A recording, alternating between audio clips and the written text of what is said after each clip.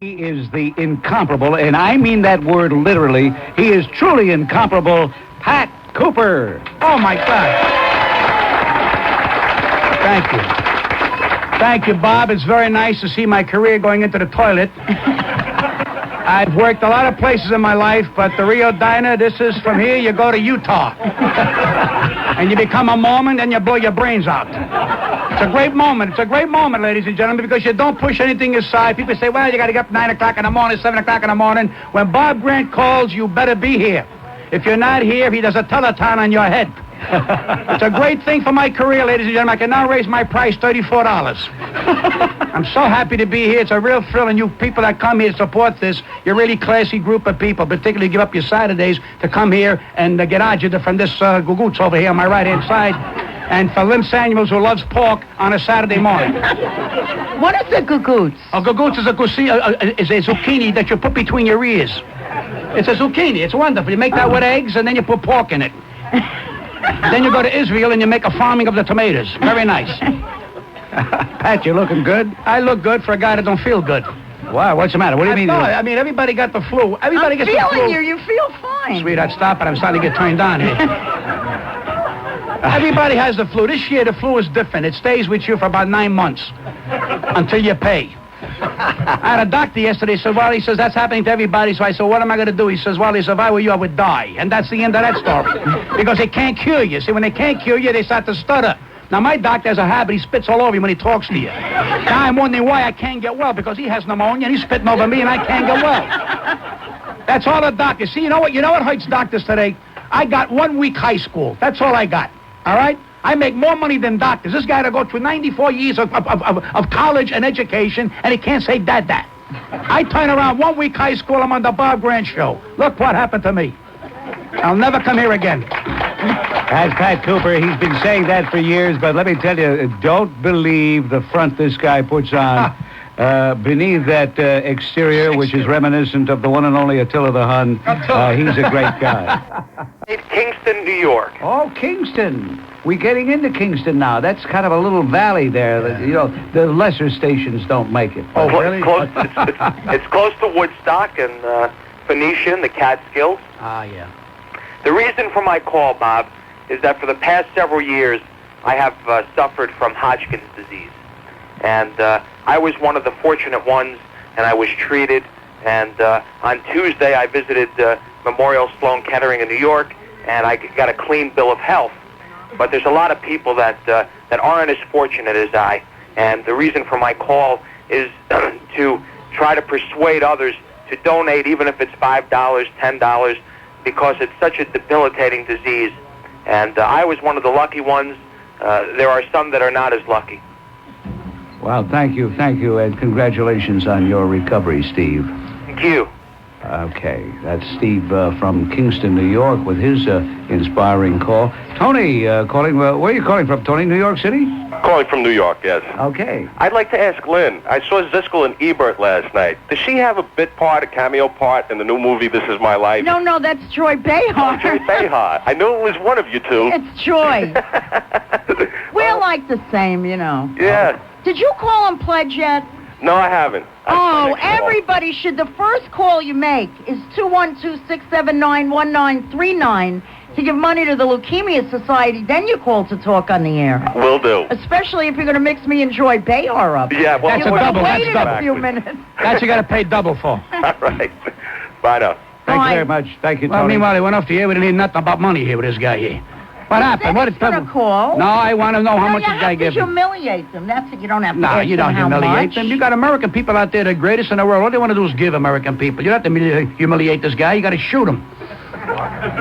Who's that? Whatever. Who's that? Would you go to a coma? Hey, what is this? Who's that? All of a sudden, he woke up. He's going, who's that? You're on radio. How many times I told you that? I can't believe it here. Here's a guy walking around with a WOR straight. I can't understand that guy at all. So we got a WABC here. WABC. Will you start up, Fred? I'm only making it up. Another guy, pain in the neck. I got to keep the show going here. When there's a lull, I got to jump in. Hello. Hi, Mr. Grant. First-time caller and very long-time listener. How are you? Well, don't get on my nerves. Don't ask him how he is. Both of you. My husband is absolutely wild about both of you. All right, I tell you what, since this is a special broadcast, And since we're all here having a great time at the Rio Diner, I'm going to tell you, I am fine. And I'm glad to hear that. Bob and Lynn, I really just wanted to take a moment to say thank you both for working on this leukemia program. Lynn, don't worry, I will be making a pledge as soon as I hang up, so don't worry about that. Okay. I did lose my mother a few years ago, but not to leukemia. I did lose her to colon cancer. And even though it is not leukemia, it is still a form of a cancer that we all need that cure for. So I'm supporting all of you. I do have a very good friend, sister, who had just came down with it. I believe she's 38 years old. So thank you again. It's always a pleasure to listen to you both. I will make my pledge. At what number? Oh, 679-1939. Thank you. 212. Wow, that's... And Bob, just Yes. one thing. How you feeling? Who is that asking me? That's Pat. Pat, I'm fine, thanks. By the way, Pat, I have a mailman. I wasn't asking you how you're feeling. I want to know how Bob's feeling. Listen, I have a I'm mailman. sitting next to him. I got news for you. This guy looks in bad shape here. He needs adrenaline shot of semolina. Pat, there's a mailman that comes to my job, and he is your twin, or is it you? It is me, darling. I always deliver the mail to you. Bob, just one quick thing. There's two problems I have. Number one, I could never have you over to dinner because I have cats. Number two, my husband is a conservative, and he's your number one fan. I just hope you're not offended. He has a ponytail. He has a That's not a ponytail. pony. Honey, that's not your husband. That's a horse. You don't have to worry till he gets an earring. He has two of them. And if you smell manure, honey, get out of the building fast. Bob, can I tell you, he absolutely adores you, and he's Italian. Well, thank you very much for the call, Jane. When he's asleep tonight, get a pair of scissors and cut that stupid thing off. No, will you know what I mean the happens. ponytail. You know what happens if you cut his hair off, Bob? If you cut that stupid thing off, he becomes Jewish. I told you that. Thanks again, Jane. Jay, take it easy. What a pain in the... Anyway, go ahead. Is defending myself or defending the business that I love. When I see people screwing up my business and people not contributing to my business and people sucking the money out of my business and not putting nothing back, that bothers me. I'm not looking for no more money. I'm not looking for any fame. The only reason I blew my stack about 10 years ago is because they try to shove it down my nose. Say some of you big stars. So you stand up to them, and they go, we don't like it because you're standing up to them. I say, no, I am an equal. When you take away my living, then I got to stand up to you. And I think today, with our society, people should say what's on their mind. This way you know where you're coming from. Wow. That's why you're popular. People know what's on your mind. You say what's on your mind. We don't have to agree with you all the time, but at least you say what's on your mind. And right now, a lot of performers are screwing up the business. And We're I going to think have to they're find out who some of those performers are. I'm gonna throw some names at Pat when we come back, and he'll give me his honest opinion. But we have to... Author of Turning Your Life Around, who offers wanna a know guide about for the teenagers. parents. Well, let me just tell you. Okay. Let me answer that for you. This is the answer to the question about why Beretta had a parrot. Did you really have a parrot? When Toma was canceled, they had the new Toma, which would be Robert Blake.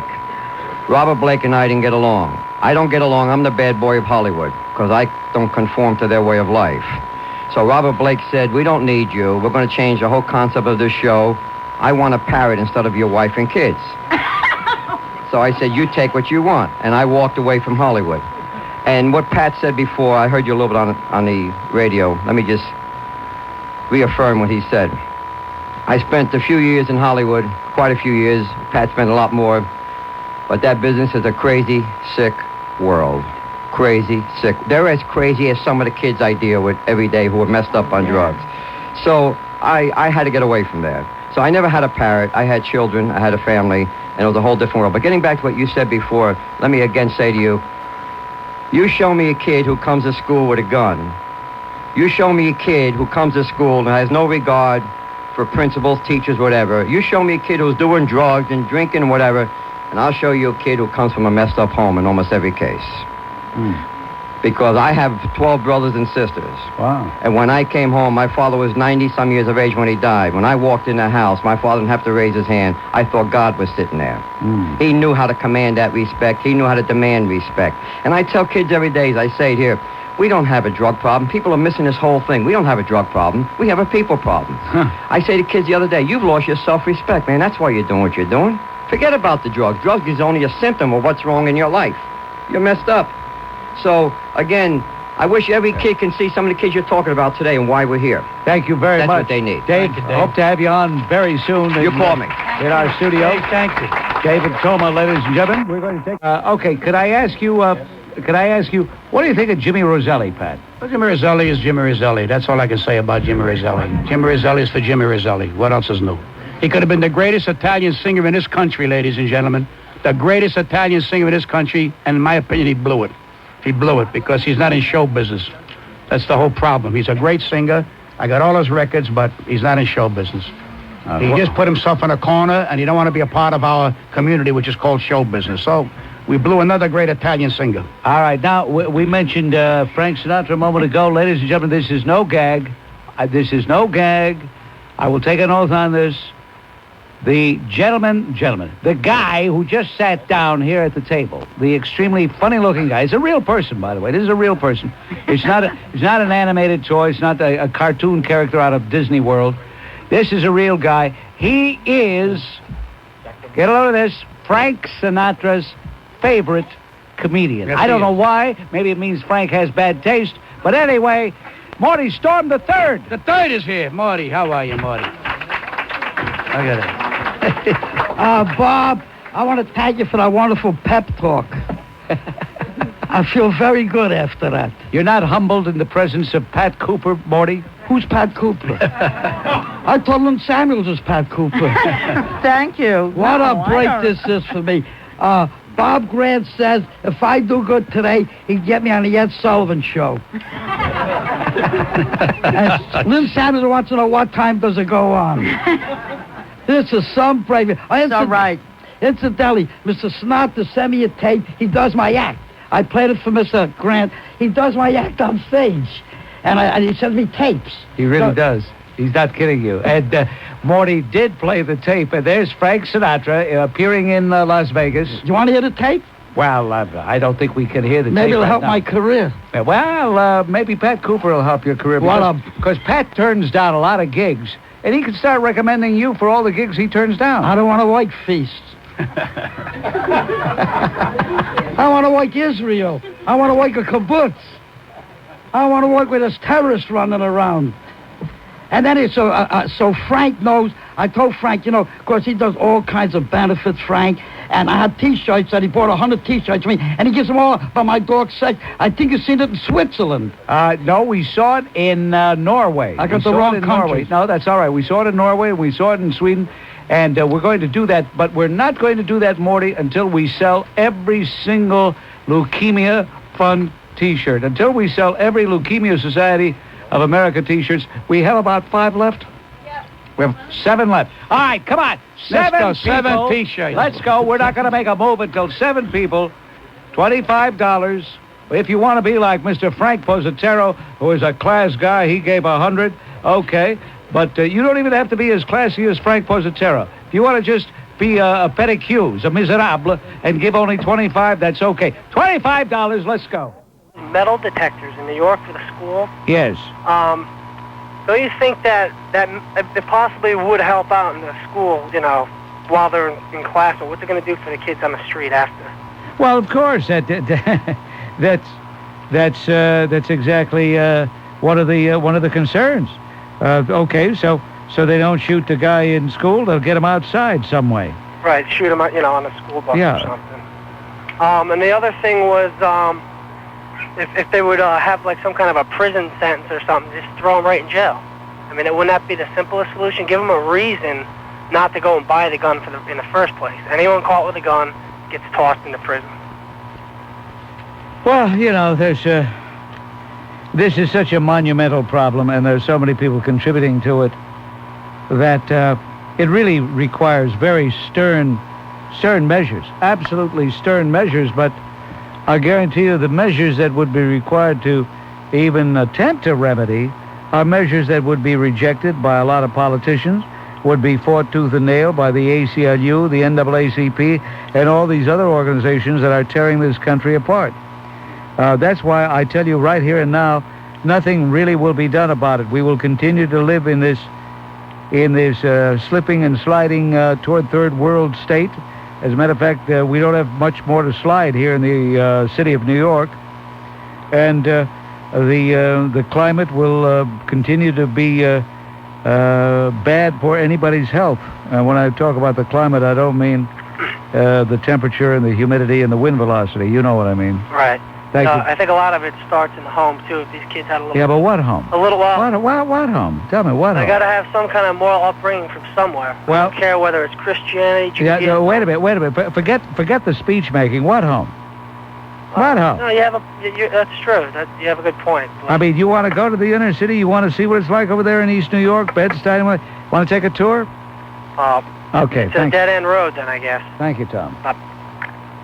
1756 Campbell Road. Here we come. Hal, you're on WABC. Hello. Hey, Bob. I'm in my car on a Jersey Turnpike. I hope we don't get cut off. All right. Right now, I want you to signify your membership of the Bob Grant Horny Brigade with a double beep at the count of 3. 1, 2, 3. Very good. All right. Let's be heard. Good afternoon, everyone. The telephone lines are open. The number to call in New Jersey, 201-489-WABC.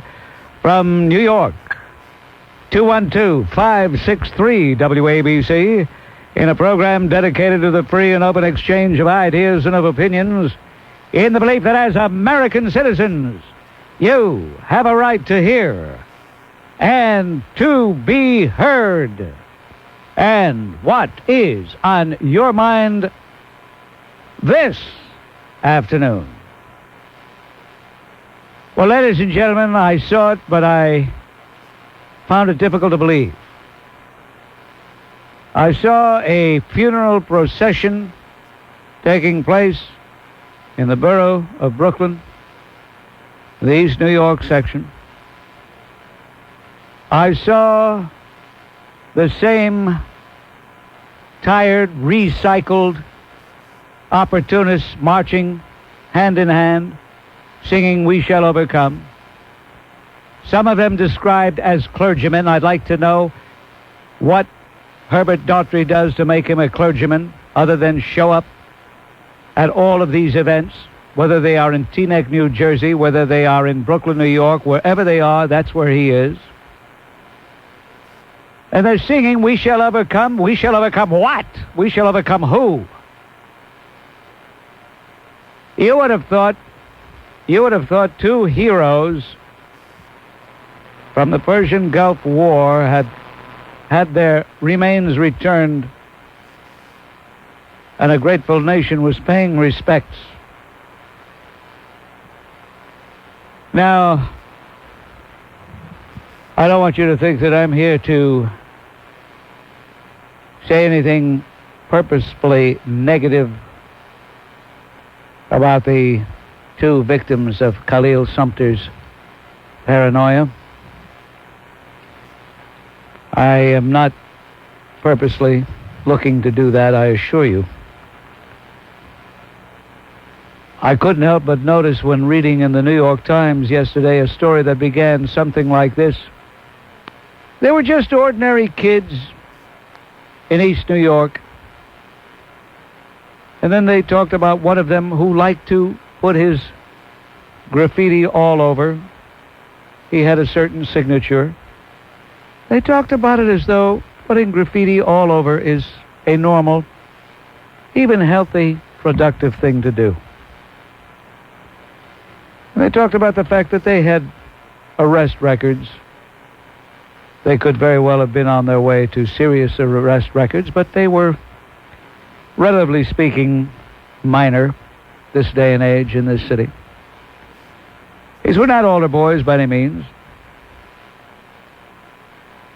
But the point I'm trying to make, and if I'm the only one who feels this way, all right, so be it. I'm not shy. But I tuned in the news on television, and lo and behold, there's all these people marching arm in arm, funeral procession, flowers, a hearse, going slowly down a major thoroughfare in East New York. And the announcer is talking, the newsman is talking as though he is covering an event of great magnitude where a personage is being laid to rest. A famous personage is being laid to rest. And I thought to myself, would all this fuss be made if these two kids were white? I got to come right out and say it. Would all this fuss be made? I think you all know the answer. And then I see the spectacle of the attendant.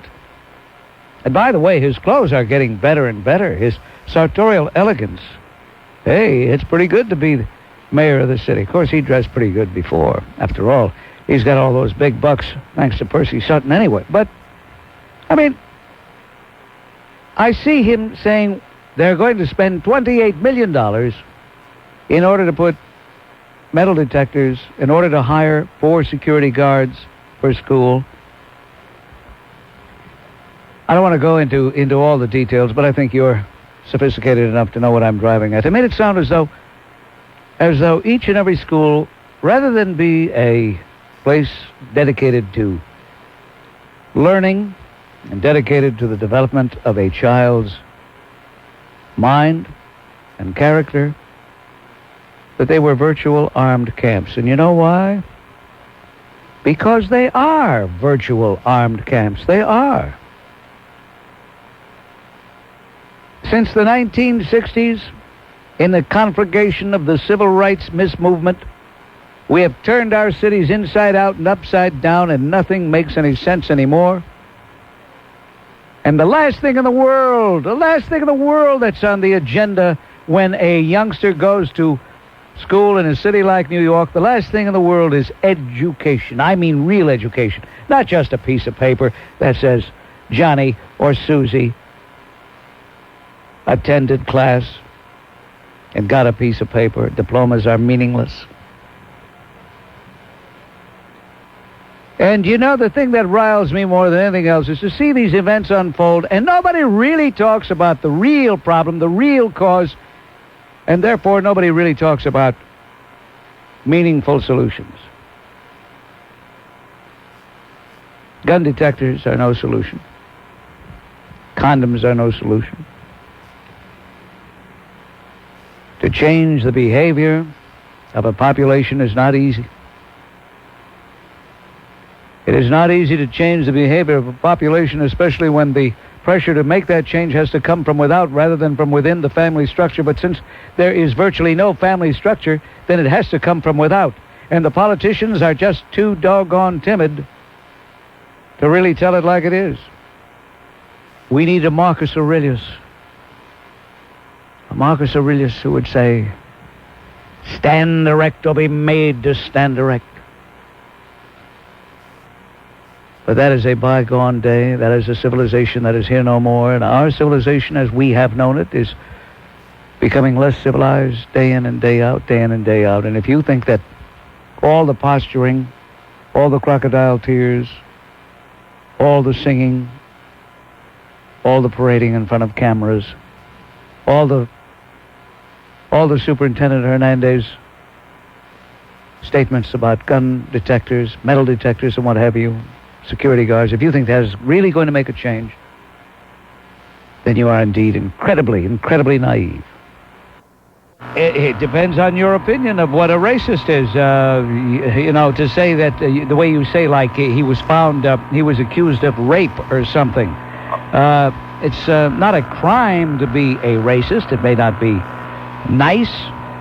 Do you think he's a racist? Tell me. No, actually, I'm a Republican. I've been debating with my friends, and they have been saying, hey, the Republican Party tends to, gravitate towards people of that position. And since I am a minority, I would not like to vote for somebody who, holds that point of view. That's all. Well, I don't think he is, but I wouldn't vote for him. I'm not voting for him. I don't think he's qualified to be president of the United States. I think that he has emerged as a very mean-spirited, selfish individual who is not really interested in anybody but himself. So you might say, what else is do? They're all interested in themselves. But I think he's operating as a spoiler. He's there because he wants to go down in the history book as the man who kept George Bush from winning a second term. I think he has, as Ed Rollins put it the other day, he's got the fever. And I think he has the fever. It's too bad, because in many, many things he says, with many things he says, I agree. But determining that someone is a racist is usually a subjective thing. Unless it's a David Duke, where we all can agree that that's what he is, an avowed, vicious racist. Thank you for the call. I will say that I had less than 6% of my students that I had to dismiss for disciplinary problems. Good for you. Thank you very much, Al. That was Al of Long Island. Here's Joe checking in right now. Joe calling from New York City. Hello, Joe.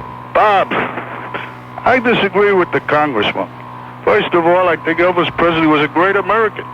He went in, he served this country without saying anything. And what happened to him was a tragedy at the end. That's true. Thank you very much. Thank you, Joe. Let's try Diane checking in right now. Diane, where are you calling from, Diane? West Caldwell. Okay, West Caldwell. How you doing? What's on your mind? Well, I just want to voice my opinion, and then I want to ask you a personal question. Okay? No. You know, Bob, I am so sick and tired of hearing, we shall overcome. We this, we that. Now, I've been working since I'm 17 years old. Okay, I'm 48 now. I go on my job now, and I have to hear how I can't say anything to anybody because they're Afro-Americans, they're black. I, for one, am sick and tired of it, Bob. I work in a factory. I think most people do. And you know something, Bob? I've had my gut full of it.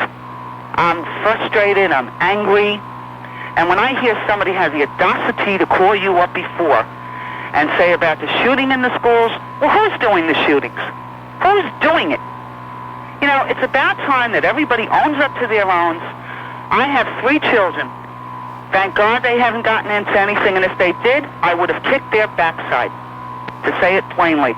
If I had gotten a call from the school, I was up at that school, reprimanded my kids, and they feared me. I have a son 30 years old and says to me now, Mom, you're crazy. I'm afraid of you when you get mad. There's respect. There's no more respect. And I resent at 48 years old being told on my job I can't say anything because you have to be nice. But yet I can do the dirtiest jobs, but nobody else wants to do them, Bob. And I resent it, and I think it's about time that people just say, hey, come on, we should overcome if this is the thing. I hate to talk like this, but that's how I honestly feel. I'm sick and tired of hearing it. It's being... I feel choked by it. No matter you pick up a paper, if it's a black and a white issue. But boy, I mean, you get some white kid that gets hurt and gets maimed and beaten.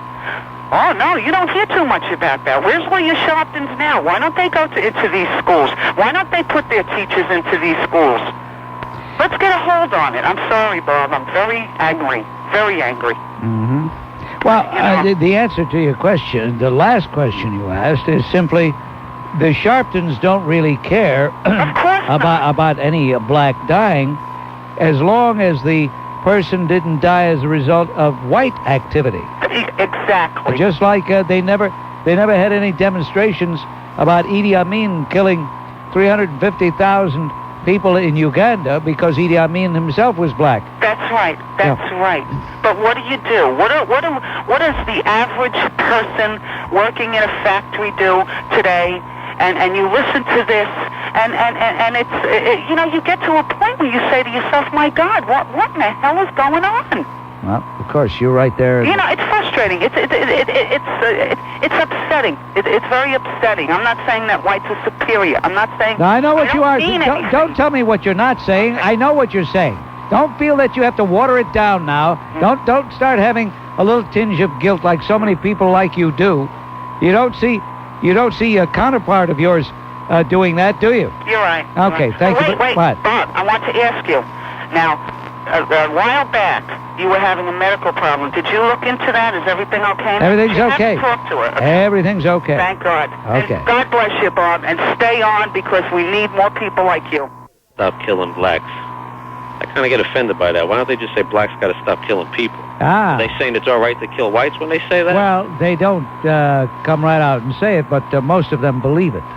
Well, that's what it sounds like to me, the way they say it. Well, don't you think it's all right to kill your enemy? And to many of them, we are, by virtue of just being white, we are the enemy. Well, that's what old Caldwell said in his column the other day, I think, something like that. Well, that's right.